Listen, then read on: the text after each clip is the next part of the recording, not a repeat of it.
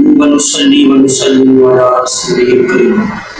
محترم ناظرین، مختصر آپ سے یہ بات کرنی ہے، کہہ لیجئے کہ افسوسناک خبر ہے۔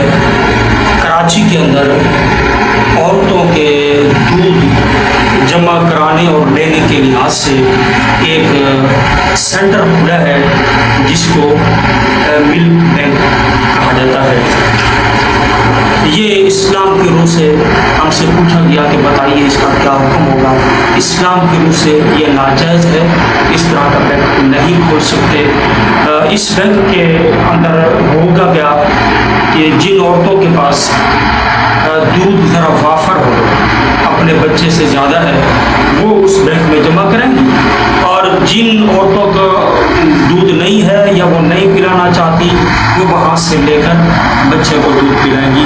تو ہوگا کیا کہ کس عورت کا دودھ کس بچے نے پیا کوئی پتہ نہیں ہوگا، اور یوں کرنے سے اسلام کا ایک بنیادی نقطہ نظر اور حکم جو ہے وہ مفقود ہو جائے گا۔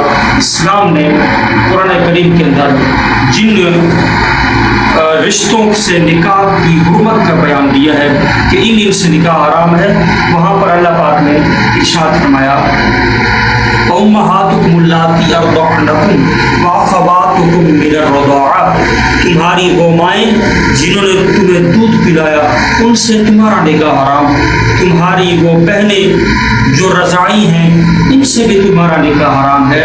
تو دودھ سے ایک ایسا رشتہ قائم ہوتا ہے جو کہ عزت والا رشتہ ہے، اس وجہ سے نکاح حرام ہو جاتا ہے، ماں سے بھی بہن سے بھی۔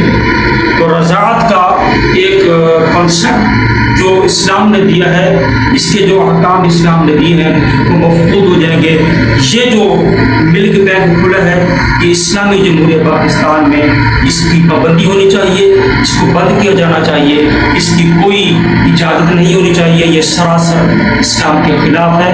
ہمارا حکومت اور مقتدر اداروں سے مطالبہ ہے اسے فی الفور بند کیا جائے۔ اللہ تبارک و تعالی ہمیں اس فتنے سے محفوظ کرے۔